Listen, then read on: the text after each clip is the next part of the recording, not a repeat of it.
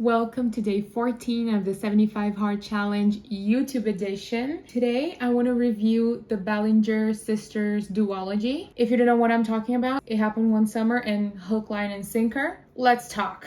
Generally, I was expecting a lot from these two books because I've seen them forever on TikTok. I grew to trust book talk, and when it fails me, I feel kind of empty inside.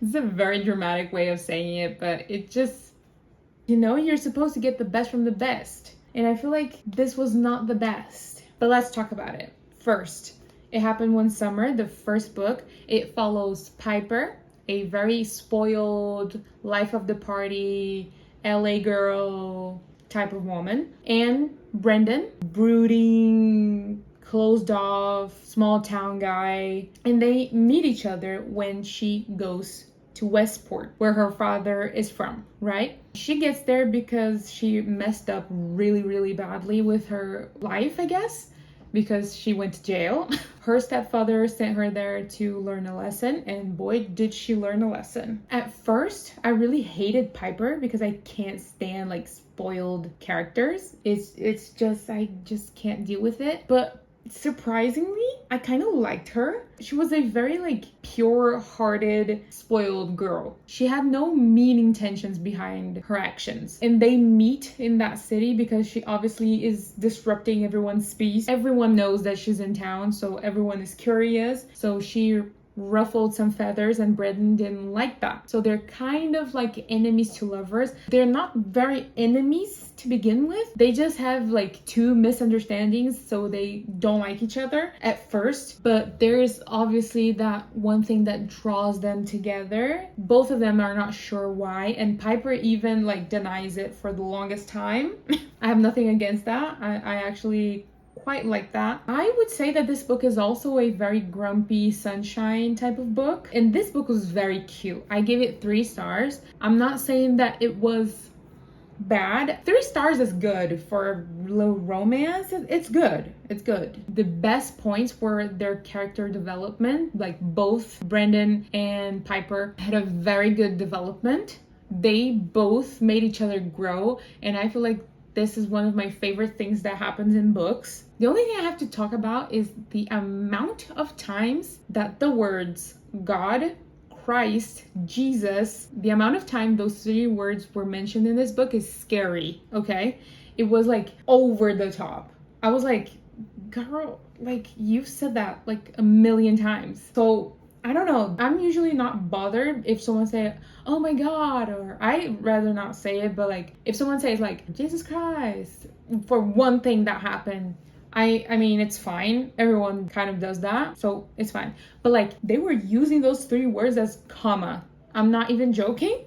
It was surreal. And spoiler alert, but the second book didn't improve that much either. And I even looked it up on my books app, and it was 100 times mentioned God, 50 of Jesus. It was something like that. It was so much. I got to a point that it bothered me bad. But yeah, that's the second book. It was cute. I liked it. The writing has to improve because if you use any word with that much frequency, it's bad writing. I don't know what to tell you. The story is so nice. I actually really like the story. If you care about those stuff, yes, it has spice a lot of times, but I didn't really care about those things.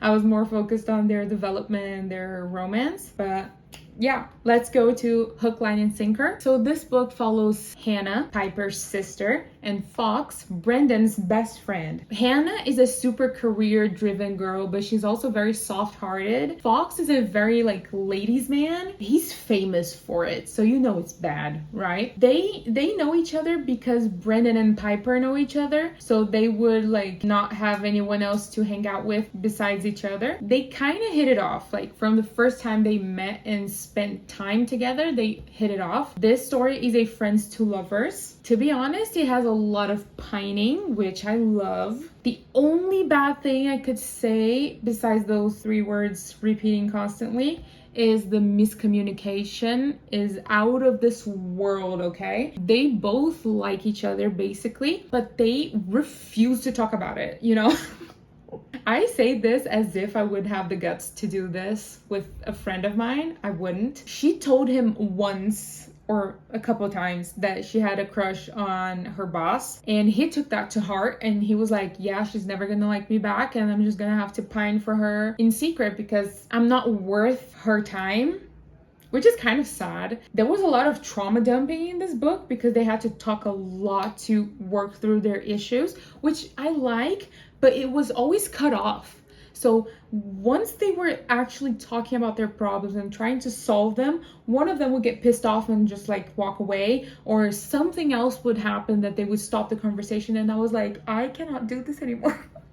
My patience was running thin with this book because it was like more than 10 times. They were never done talking. I also gave this book 3 stars, but thinking about it right now, it doesn't equal the first book. So maybe like 2.5 stars instead of 3. The good thing was that they both had a reconnection with their past, I guess. Hannah was having some trouble with because I'm not gonna say any spoilers. Fox had a really bad trauma from the past that he wouldn't let go for the life of him. I feel like that character development was nice. It wasn't as, well, for Fox it was, not for Hannah, but it wasn't that noticeable from a reader's point of view as much as it was from Piper and Brendan. The average rating I would give for this duology is 3 stars because like it was cute. Don't get me wrong, it was a very nice like palette cleanser, but I feel like that's all that is. The writing isn't great. Like I won't read more Tessa Bailey books. I mean, it's definitely fun. I feel like I'm like trashing on this woman. This is not my intention, okay? This is just purely my opinion, and I wish all the love and luck in the world for her. I liked it in general, but that's it. I just